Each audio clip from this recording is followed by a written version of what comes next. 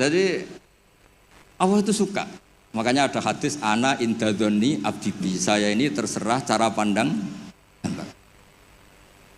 Ini yang terakhir meskipun belum disemprit Pak Kures.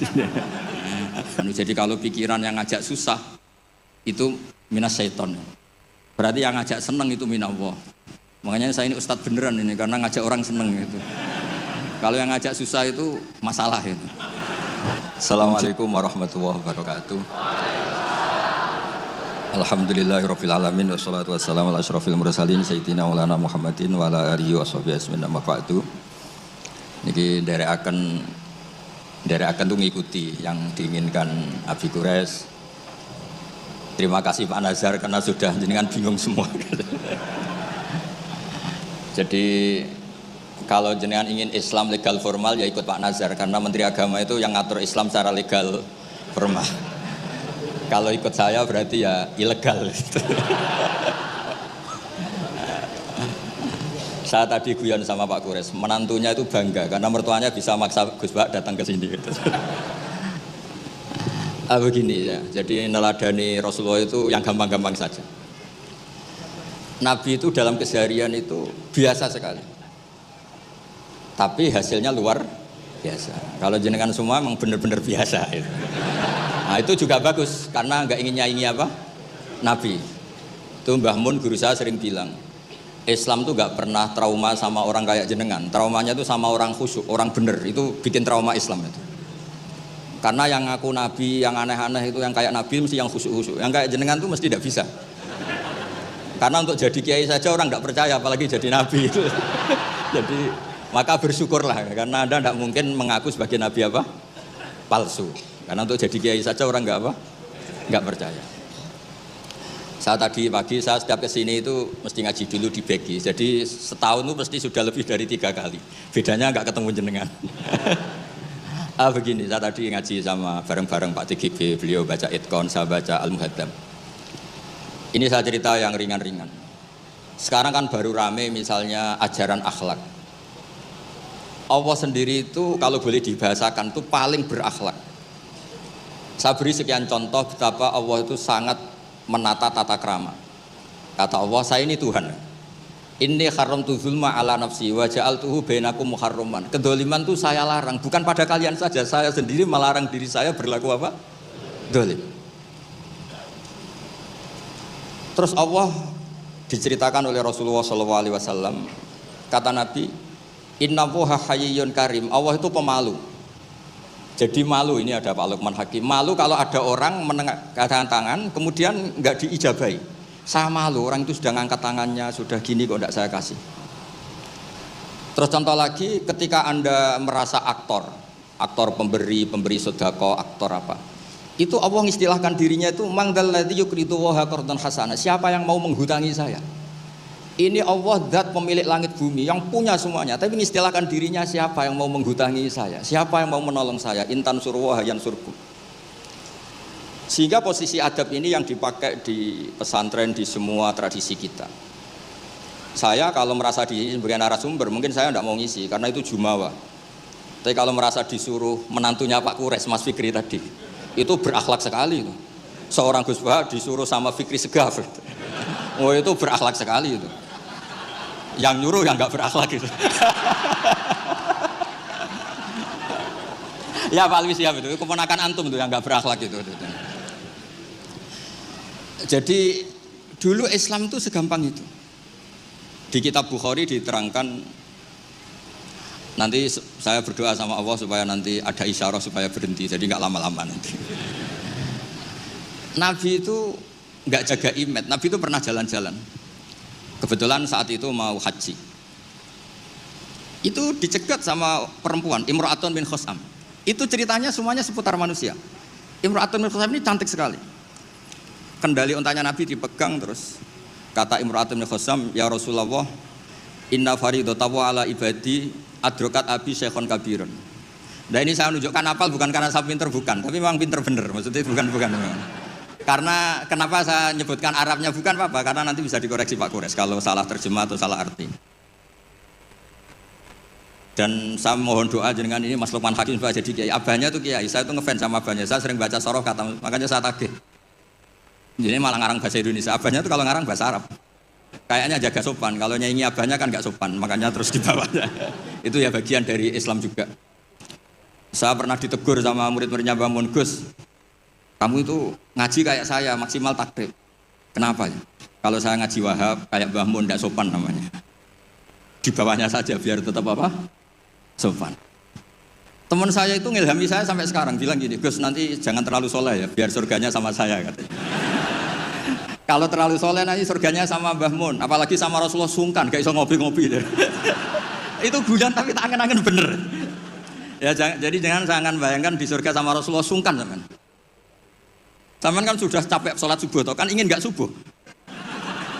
Karena surga. Zaman kan mau poligami aja takut istri, nanti kan bidadarinya banyak. Kalau ada nabi sungkan. Dan nanti sama saya jadi pinggir-pinggir yang enggak. Supaya enggak apa? Tapi kalau amal pas-pasan, kuotanya enggak cukup, langsung neraka, itu resikonya. Karena pas, sekali enggak cukup, neraka. Makanya kuotanya lebih, tapi surganya yang apa? Biasa aja. Imra'atun min Khosam itu cantik. Nabi pas itu di onta Ardafa Al-Fadl bin Abbas. Fadl bin Abbas ini sepupunya Nabi. Fadl masih muda, masih ganteng muda. Terus fana dzarul Fadl ilaiha wa nadzarat ilaihi. Nah ini cerita betapa Nabi sebagai pengajar itu manusiawi sekali. Terus falau wa Rasulullah unukal Fadl. Nabi terus sekarang memalingkan Fadl supaya agak ngelihat perempuan ini, Imra'atun min Khosam. Pas Nabi lawa mungkin agak keras, Abbasnya tersinggung. Lawaita ibna Amik. Gimana kamu sama sepupu kok gitu? Kata Nabi, ini Fadl melihat Imra'atun min Khosam tadi, gadis dari Khosam. Nah ini supaya sama ngerti, jangan bayangkan Nabi itu terus orang kalau mau tanya kok di jalan, nggak sopan, nggak berakhlak gitu. Ya biasa aja dijawab ya di jalan itu. Yang tanya juga agak sowan dulu nggak, ya di saja. Nah sekarang beberapa ustadz itu kalau ada orang tanya disuruh ke rumah, ternyata ustadznya masih belajar dulu. Itu nggak urusan sopan, ilmunya nggak cukup, kalau jawab langsung tuh nggak cukup. Terus dikemas sopan, nggak sopan tanya di jalan, di rumah. Pertanyaannya kasih dulu, ternyata belajar dulu dia. Oh itu benar-benar ustadz yang nggak sopan itu. Kan nggak efisien, nggak apa? Ini cerita di Sahih Bukhari. Inna faridotallah ala ibadi adrakat abi syekhon kabiran la yastati'u ayasbuta ala rakhilah wa fi riwayatin ayastamsika ala rakhilah. Afa ahujju anhu. Bapak saya itu tidak kuat haji. Dan sekarang haji sudah wajib. Ini gimana? Apa saya perlu hajikan?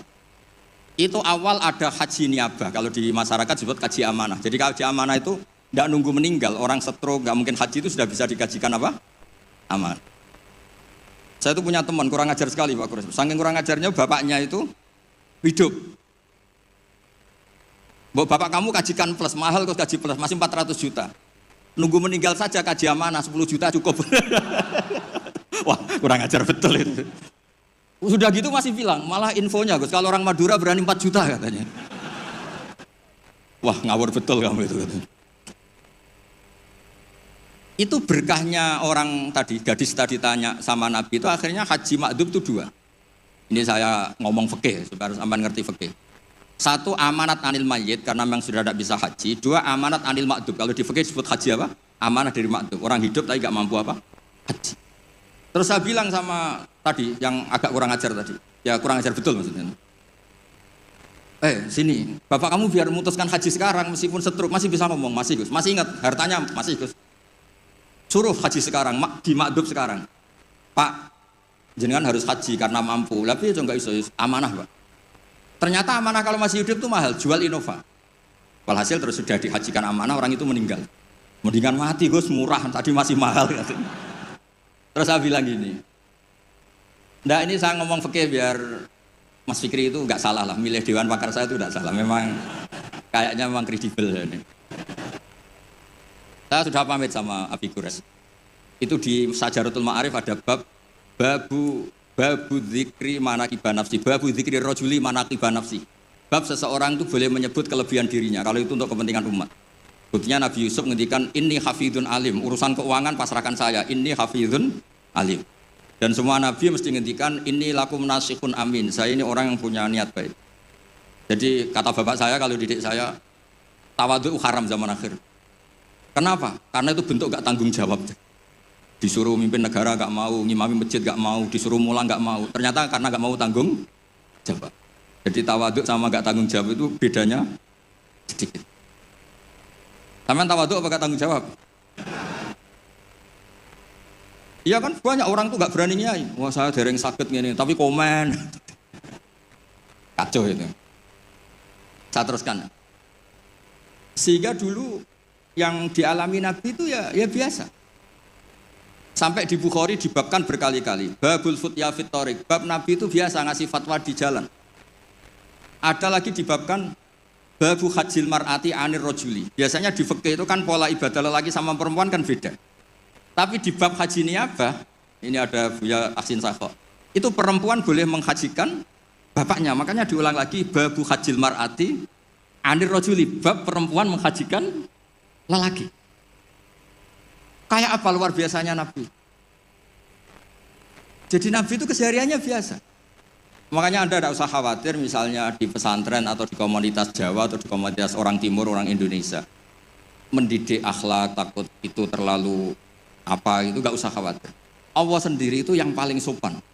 Sampai bilang untuk dirinya sendiri, kataba rabbukum ala nafsihir rahmah. Kataba itu mengharuskan, Allah itu mengharuskan dirinya untuk berbuat kasih sayang. Coba orang diwajib-wajibkan itu kan berat. Kayak sampean tak suruh-suruh itu kan berat. Tapi Allah menyuruh dirinya, aujaba ala nafsih, kataba rabbukum ala nafsihir. Makanya saya kalau baca Quran tuh sering nangis. Cara boleh dibahasakan tuh sekesatria itu, Allah ngelola alam raya ini. Makanya dulu tuh banyak ulama itu pede. Saya tadi jagungan sama Pak Kures. Ulama dulu tuh pede. Kalau mau mati itu senangnya minta ampun, senang sekali. Nggak kayak jenengan, hidup gak berani, mati ya gak berani itu, wah, itu kacau itu. Mati itu dulu, ini cerita orang dulu. Kenapa ada tarian Jalaluddin Ar-Rumi, tarian kematian, tapi tidak usah ditiru, nanti dianggap aliran sesat. Karena di Indonesia itu kalau aneh-aneh terus bisa di SK aliran sesat. Meskipun Pak Menteri tadi sudah pulang, tapi kalau tahu sampean sesat langsung dikasih. Itu Jalaluddin Rumi, pas mau meninggal itu santri-santrinya nangis. Terus kata beliau, kamu harusnya nggak usah nangis, kamu harusnya seneng. Kamu punya guru yang sekarang mau ketemu sama yang sangat dicintai. Kamu itu santri bodoh betul. Gurunya mau ketemu yang dicintai kok kamu nangis. Ayo tertawa semua. Tapi kalau kamu praktekkan, di Bengkolang orang banyak kamu. Itu akhirnya santrinya senang gurunya. Alhamdulillah guruku meh mati, alhamdulillah. Tapi dilihat kematian adalah awal ketemu yang dicintai. Lah begitu itu ya bersanad. Ketika Bilal, Sayyidina Bilal itu mau meninggal, itu orang sekelilingnya nangis. Beliau ya marah, jangan nangis. Ghadan nalqal ahibbah Muhammadan wa hisbah. Besok saya ini mau ketemu Rasulullah Muhammad. Kamu gak usah nangis. Ghadan nalqal ahibbah Muhammadan wa hisbah. Tapi mereka mengajarkan kebenaran itu rileks. Yang mengajarkan kebenaran itu rileks.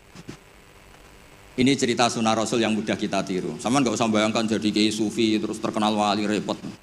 Bisa kiamat kalau yang jadi wali sampean. Saya keberatan, betul keberatan. Mungkin Pak Kures nggak apa-apa. Orang sepuh itu biasanya legowo, gak apa-apa yang wali kowe. Saya yang komplain. Nggak terima saya. Karena nggak lewat saya, kalau lewat saya lewat orang dalam. Dulu Nabi Ibrahim itu pernah ingin umur tua. Allahumma rzuqni umran tawilan itu.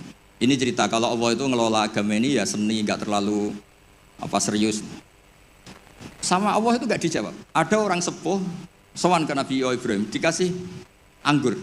Ketika dimakan dikunyah keluar lagi, ngalir lagi. Ketika dikunyah ngalir lagi keluar. Orangnya sepuh. Nabi Ibrahim langsung masuk kamar. Ya Allah, ini engkau nyindir saya. Kena nganti tua, ya senasib pemuniku. Akhirnya, ya Allah, doa tadi nggak jadi. Artinya segampang itu Allah jawab. Pernah Nabi Ibrahim itu didatangi malakul maut. Saya pernah cerita ini. Israel datang ke Ibrahim. Saya disuruh nyabut nyawa kamu. Nabi Ibrahim kan GR. Ya beliau kan Khalilur Rahman, makanya marah dia. Nggak mungkin, Allah tidak menginfo dulu sama saya. Kalau kamu mau mencabut saya, kamu ngawur Israel. Makanya kalau kamu bisa ngawurkan Israel itu sanadnya sampai Nabi Ibrahim. Kalau berani. Ngawur kamu. Saya tidak dikasih info dulu. Hal ra'aita habiban yumitu habibah. Masa ada kekasih bunuh yang dikasih, ini nggak benar. Logika kamu nggak benar. Wah Israel kan nggak bisa debat dia. Nggak pernah kuliah, nggak pernah munakosah. Datang lagi, sowan ke Allah. Ya Allah, kata Nabi Ibrahim, kata Khaliluka, hal ra'aita habiban yumitu habibah. Masa kekasih bunuh yang dikasihin? Karena Ibrahim gelarnya kan Khalilur Rahman. Apa Khalilur Rahman? Terus sama Allah, kamu bilang gini, Israel kan nggak bisa mikir. Makanya ada orang itu ngeluh itu, Gus bapak saya pas di sawah kok mati.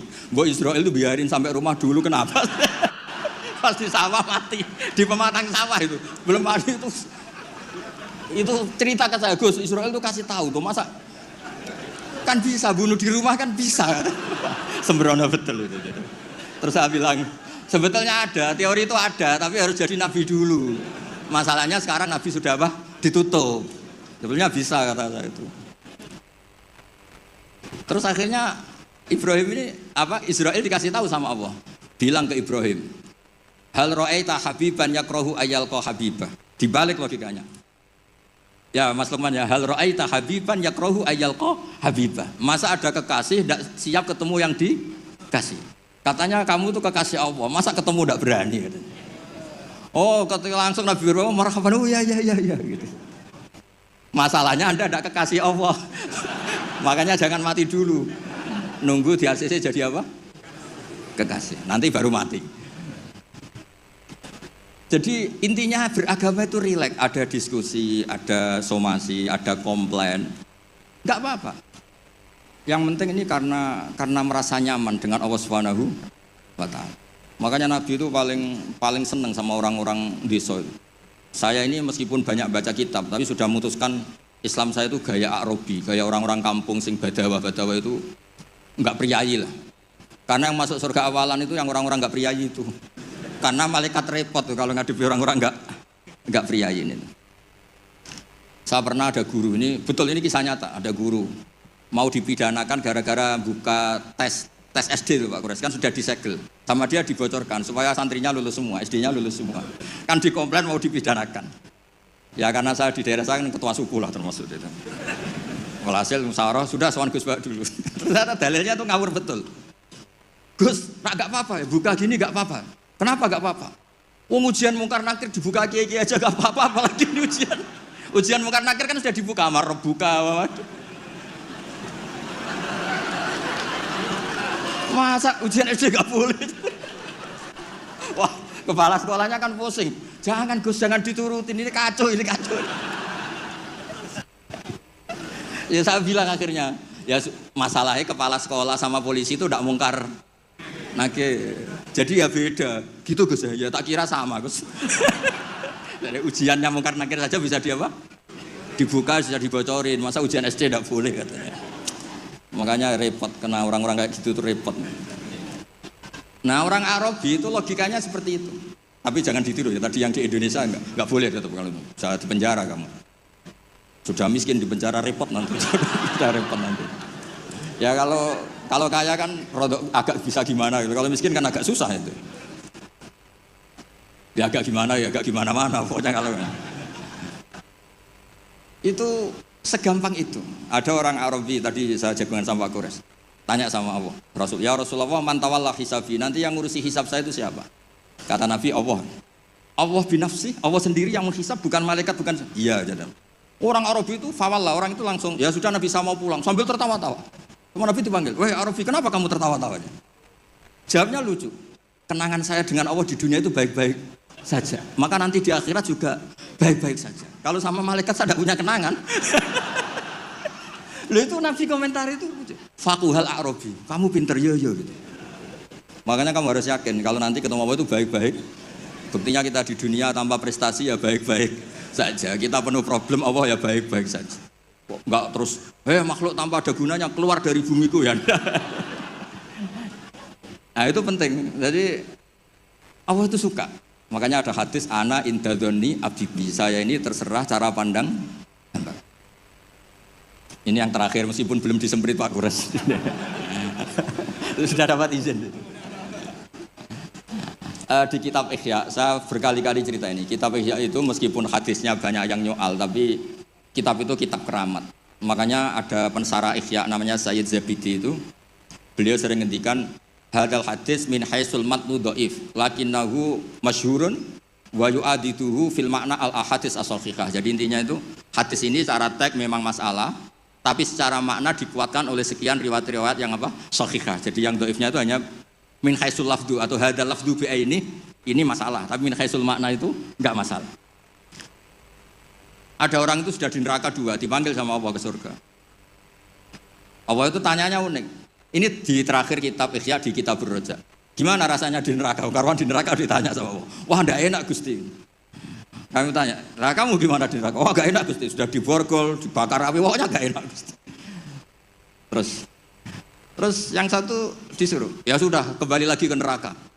Itu lari semangatnya minta ampun, lari ke neraka, semuanya minta ampun. Marhaban ya Allah, ya sudah lari ke neraka. Allah kan daerah, wih kok semangat gitu. Terus dipanggil sama Allah, kenapa kamu semangat masuk neraka? Karena ini perintah engkau. Saya sampai masuk neraka itu gara-gara kalau engkau perintah tidak pernah nurut, makanya kali ini saya nurut. Lari ke neraka. Ya sekaligus ini ijazah, nanti kalau disuruh ke neraka lari sekencang, kencang. Saya ini sudah trauma, sudah nyesal karena dulu ketika engkau merintah saya tidak pernah nurut, makanya saya semangat gitu, nurut karena ini perintah jenengan. Terus pas lari kencang neraka sama dipanggil lagi. Ya sudah kamu anak baik, di sini aja.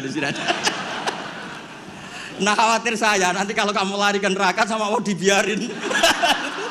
Nah itu tidak tahu saya ini. Tapi berkahnya ngaji ini, kamu husnudzon saja, nanti dipanggil apa? Oh ya anak baik, tak suruh langsung apa? Langsung lari. Itu cerita di Ihya. Yang kedua, yang satu agak bandel. Ayo kamu kembali lagi ke neraka, kamu kan penghuni neraka. Diam saja. Terus kenapa kamu diam? Teman kamu lari kok kamu diam? Saya itu yakin ketika engkau memanggil saya ke surga itu tidak akan lagi mengeluarkan dari surga. Itu keyakinan saya. Tadi GR. Terus sama apa? Ya sudah. Anak idadoni abdibi. Jadi dua-duanya itu benar. Jadi segampang itu beragama. Nanti di akhirat gak ada komentator, gak ada analis, gak ada aman. Jadi tidak bisa kamu menganalisis Allah, nanti mau apa ya? Tidak bisa. Apalagi masuk TV, gak bisa. Jadi hubungan dengan Allah itu segampang itu. Nah saking gampangnya hubungan dengan Allah itu Nabi pernah bikin MOU sama Allah. Dan itu yang dipakai seluruh kiai di seluruh dunia. Di semua kitab. Ya Allah, manusia itu kan tempat salah dan lupa. Bu ya Allah jangan langsung menghisap kalau ada manusia salah dan lupa. Loh itu sama Allah diturutin. Makanya Nabi ngendikan ukti itu khamsan lam yu'tahunna ahadun qabli. Di antara yang disebut itu khawatimu suratil Baqarah. Coba kita ini disuruh Nabi dan dilegalkan Allah. Enggak terima menteri agama, yang legalkan Allah Subhanahu wa taala ini. Disuruh berdoa, Rabbana la tu'akhidna in nasina aw akhtana. Coba. Doa itu kan agak ngawur sebetulnya. Masa lupa atau salah minta dimaklumi. Coba kalau sampean punya manajer di kantor, Pak, kapan-kapan kalau datanya tak tumpahin teh maklumi ya. Oh, langsung di PHK kamu. Kapan-kapan kalau Bapak manggil dan saya lupa enggak datang, maklumi Pak ya. Oh, PHK. Tapi ini satu doa yang disahkan Allah, disuruh berdoa Rabbana la tu'akhidna in nasina. Ya Allah, jangan kasih sanksi kami ketika kami salah atau lupa. Terus qala na'am, Allah ngendikan na'am ya. Coba kalau Allah pakai teori semua kesalahan kita disanksi langsung, enggak ada manusia di bumi, sudah habis semua. Wong khotib Jumat kelihatannya ibadah tapi nyindir tanggane. Kan yo repot. Orang sering itikaf di masjid, ternyata baru masalah dengan istrinya. Orang semuanya masalah. Ngustad kadang ya profesi lain nggak pernah prospek terus profesi ustad. Oh repot semua. Ada yang tidak ngustad, sok-sokan ikhlas bertani, ternyata nggak pernah ngajar. Akhirnya satu kampung bodoh semua. Semuanya masalah. Dan kita diberi fasilitas Rabbana la tu'akhidna in nasina aw akhtana. Kayak apa baiknya hadatin? Makanya belum ada kata yang ngarang Hikam Ibnu Athaillah sekarang, enggak ada sebaik Allah. Kalau orang lain maklumi kamu karena enggak tahu borok kamu, tapi Allah ini tahu borok kamu, tahu salah kamu tapi tetap maklumi. Makanya mas sahibaka man sahibaka wa bi aibika alim. Ini enggak ada yang nemani kamu, tahu aib kamu sebaik Allah. Makanya kitab Hikam itu ada kata-kata yang bagus. Innama akromaka jamilu satri. Ketika kamu terhormat itu sebetulnya saking pandai-pandainya Allah menutupi aib kamu. Coba misalnya rata-rata ini bapak-bapak, ibu-ibu nikah sama perempuan itu pilihan terakhir apa pilihan sejati? Terakhir kan? Coba itu kalau direkam. Saya sebetulnya cinta ini, tapi nggak dapat ya dapatnya. Terus itu terekam. Kayak apa prahara keluarga itu? Saya sebetulnya ingin ini, tapi nggak kesampaian, akhirnya sedapatnya. Istri kamu ya ada rekaman gitu, mertua kamu ya punya rekaman itu. Sebenarnya saya nggak suka sama mantu ini, tapi berkali-kali ikhtiar dapatnya ini. Coba kalau orang Indonesia mulai zaman Pak Karno sampai sekarang terekam. Wah, melihat Swiss atau Finlandia, negara semakmur itu, nyesal jadi orang Indonesia. Wah, bisa langsung dicabut tuh paspor kamu. Jadi semua kebaikan yang kita nikmati sebetulnya innama akromaka jamilu satri. Kita ini begitu terhormat karena baiknya Allah menutupi aib kita. Coba kalau aib kita dibuka, cara diskusi kita, logika kita dibuka. Ya contoh gampang suami istri. Rata-rata orang nikah itu pilihan terakhir apa pilihan sejati? Loh, jujur semua. Nggak, ini istri kamu udah datang, tenang saja. Semua perilaku sosial kita mesti begitu. Makanya innama akromaka jamilus satri. Makanya doa-doa kita mustur aurati wa amin rawati. Lah terus kitab hikam mengajari kita begini. Ajhalun nas man taraka yaqina ma inda lidhon ma indan nas. Bodoh-bodohnya orang itu yang meninggalkan keyakinan dirinya karena dia tahu betul tidak sesoleh itu. Hanya karena pencitraan atau komentar orang banyak. Misalnya gini, saya seorang ustadz. Mungkin orang lain ngira kan ustadz itu bersih, steril gini-gini. Padahal si ustadz ini ngerti dia punya masa lalu, dia tidak maksum, dia tidak nabi. Harusnya dia itu lebih berkeyakinan tentang apa yang pernah dialami sehingga dia tetap sopan, tetap menghormati orang. Jangan menurut persangkaan orang banyak yang anggap dia itu bersih. Jadi misalnya gini, Anda dosen di IAIN atau UIN atau di pondok atau di kampus apa saja. Atau Anda menteri, ada presiden, siapa saja. Sebetulnya kan setelah kita jadi dosen mungkin kita ngomong, oh ngajar itu ibadah, mencerdaskan bangsa gini-gini. Ternyata mungkin Anda ini cita-citanya itu jadi pengusaha, berhubung gagal daftar jadi dosen. Banyak tuh teman-teman saya yang jadi ustadz, Gus, aku bisnis bolak-balik, gak kasil Gus, jadi ustadz malah jadi kiai. Kalau itu dibuka Allah semua habis. Misalnya keluarnya menteri, wah enak jadi menteri, ditegar-tegur tok mbek presiden. Kalau itu direkam, saya ini cerita saya terakhir. Saya itu pernah ketemu Kiai Sepuh Pak Gus, sepuh sekali, temannya Bapak. Datang ke saya, agak kacau betul ini, mentang-mentang temannya Bapak sama saya itu nggak bosok. Saya tetap cium tangan temannya Bapak. Pas rame-ramenya MUI ngaramkan rokok itu. Gus, saya ini mau tanya jenengan, kalau jenengan jawab haram tak lawan. Waduh, kalau jawab haram tak lawan katanya. Kalau jawab halal tak ikuti katanya.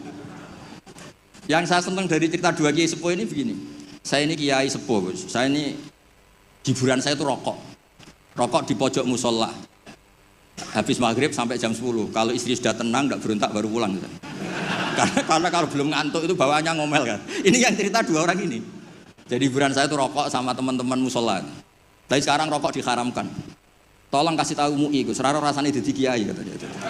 Kalau orang awam hiburan kan bisa lihat dangdut katanya, bisa saweran. Saya ini kan kiai Gus, gak pantas. Hiburannya hanya rokok. Gitu aja kok diharamkan. Ya sudah bah, halal kata saya. Oh itu senengnya bukan main. Setelah itu kemana-mana bilang, kata Gus Pak halal ke waduh. Alasannya itu hiburannya katanya. Jadi saya semenjak jadi kiai itu ya sering dapat orderan fikih itu. Ya maksud saya beragama itu mudah, yuridu wa bikumul yusra wala yuridu bikumul usra. Jadi ana intadoni abdi. Makanya sampean harus yang senang, yang ceria. Karena ini untuk ngelawan setan. Setan itu suka kalau orang Islam itu susah kemudian menyalahkan agama ini, menyalahkan sistem alam raya ini sehingga tidak ridho dengan qada qadar. Makanya disebut innaman najwa minasyaitoni liyahzunal ladzina amanu. Jadi kalau pikiran yang ngajak susah itu minasyaiton. Berarti yang ngajak seneng itu minallah. Makanya saya ini ustadz beneran ini karena ngajak orang seneng gitu. Kalau yang ngajak susah itu masalah itu. Wong jelas di Quran la tahzan. Jangan susah, nggak ada di Quran la tafrah itu nggak ada. Yang ada qul bi fadlillah wa bi rahmati fa bidzalika falyafrahu. Ya saya pernah dikomplain sama kiai-kiai yang khusuk-khusuk Pak Kores. Gus ini nanti kalau maghrur, orang gara-gara ngaji jenengan isane seneng tok terus tahu susah. Terus saya bilang masalahnya apa? Kalau nggak tahu susah sampai akhirat kan bagus kata saya. Terus tapi itu saya enake dhewe fasik. Oh nak fasik ku wis asli sedurunge ngaji aku wis fasik. Kok nyala-nyalain saya kata saya. Nah ini penting ya supaya jenengan itu beragama itu rileks nyaman karena Allah itu suka sekali menghitung nikmatnya itu suka. Dulu ada orang Arabi datang ke Nabi itu nggak punya apa-apa. Terus tanya, ya Rasulullah engkau menyuruh saya syukur, saya ini nggak punya apa-apa. Nyukuri apa? Istri nggak punya, harta nggak punya, semuanya nggak punya. Saya nyukuri apa? Nabi itu ngelihat sandalnya di padang pasir kan panas. Lah itu 2 sandal kamu. Kalau kamu nggak punya ini panas. Oh iya ya Gusti, alhamdulillah. Hanya punya sandal itu. Ya kayak sampean itu kan ceria, punya nekat saja cukup lah. Kenapa seneng? Gak usah alasan, nekat saja pokoknya penting. Ya jadi sekaligus ijazah, jadi yang dihitung apa alam nasroh, hati lapang. Terus qul bi fadlillah wa bi rahmati fa bidzalika. Bapak saya itu paling sering mensyariatkan seneng. Kalau pagi ngajak jalan-jalan saya itu, kalau ada orang miskin itu di warung nongkrong, rokoknya 1 aja hutang, 1 ler aja hutang. Terus ngomong itu seakan-akan dunia miliknya. Itu kata bapak, itu hamba paling dicintai Allah katanya. Kalau presiden orang kaya seneng itu kan wajar, alasannya jelas. Ini nggak punya alasan untuk seneng. Sudah biar tetap seneng gitu. Nanti kalau gugat Allah malah repot katanya. Kalau gugat Allah malah apa? Repot. Lu itu betul. Orang itu masih hidup kalau ketemu saya. Gak enak aku jadi jenengan jadi kiai. Nakal ra pantes, gak mulang gak pantes. Enak jadi kula, Gus. Apa wae pantes. Wah, repot. Ya sudah gak apa-apa. Sementing kamu gak gugat Allah kata saya. Karena tadi ketika orang-orang miskin dikelola nyuwun sewu orang yang tidak bertuhan, ini terus malah yang digugat Allah Subhanahu wa taala. Makanya Sayyidina Umar dari sekian sanad, ini biar kita sepak kures. Dari sekian sanad yang saya terima dari guru-guru saya, dari Mbah Mun, dari itu Sayyidina Umar itu punya riwayat dari Rasulullah itu unik. Inna woha kallafani an asrifa an hudu'a. Ya saya ulang lagi. Inna woha kallafani an asrifa an hudu'a. Allah itu memaksa saya supaya apa-apa itu gak melibatkan Allah. Karena kalau apa-apa melibatkan Allah, kalau Allah kuasa kenapa ada orang miskin? Kalau Allah kuasa kenapa ada orang terlantar? Malah repot semua. Orang dilatih Islam menyalahkan dirinya sendiri. Rabbana dzolamna anfusana. Makanya Umar terus pidato, jika ada orang yang tidak makmur ketika saya jadi khalifah, salahkan Umar, jangan nyalahkan Allah. Anda punya pemimpin yang tidak becus. Kalau Sayyidina Ali mirip cuma agak kacau, diskusinya agak kacau, tapi kacau ilmiah tetap bagus. Ada orang ngelapor, ya Ali, ketika kita dipimpin Umar, dipimpin Abu Bakar, Umar baik, kenapa setelah kau pimpin kacau? Konflik, kata Ali, ketika Abu Bakar Umar mimpin, itu rakyatnya baik-baik kayak saya. Pas saya mimpin, rakyatnya kayak kamu.